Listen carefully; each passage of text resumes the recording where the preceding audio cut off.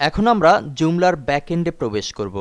জুমলার ব্যাকএন্ডে প্রবেশ করতে হলে অবশ্যই আপনার আইডি পাসওয়ার্ড থাকতে হবে, কেননা অ্যাডমিনিস্ট্রেটর ব্যতীত ব্যাকএন্ডে যাওয়ার অনুমতি অন্য কারো নেই, যদি না অ্যাডমিনিস্ট্রেটর কাউকে অনুমতি দিয়ে থাকে। সেজন্য আমরা যেহেতু এখানে বর্তমান অ্যাডমিনিস্ট্রেটর, আমরা লোকাল হোস্ট টেস্ট জুমলা স্ল্যাশ দিয়ে তার পাশে লিখে দিচ্ছি অ্যাডমিনিস্ট্রেটর। লিখে এন্টার দিলে আমাদের সামনে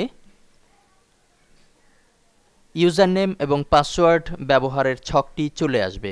ইউজার নেম হিসেবে ডিফল্টভাবে আমরা দিব অ্যাডমিন এবং পাসওয়ার্ড দিব আমরা যেটি ইনস্টলেশন করার সময় প্রয়োগ করেছিলাম 123456।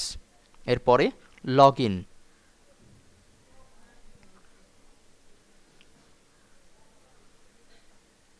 এখন আমাদের সামনে যে প্রিভিউটি আসছে সেটি হচ্ছে ব্যাকএন্ডের প্রিভিউ।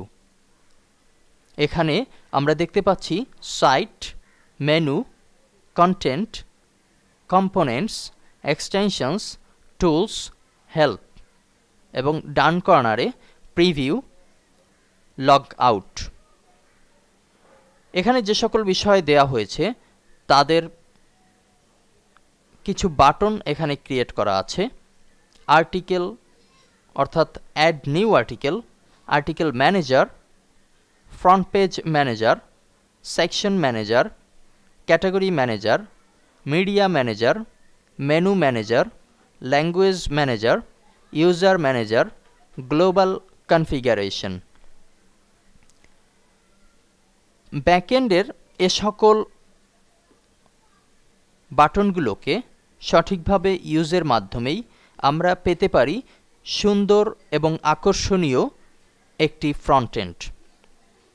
পরবর্তী লেসনে আমরা ব্যাকএন্ডের বিভিন্ন কার্যপ্রণালী আলাদা আলাদাভাবে দেখার চেষ্টা করব।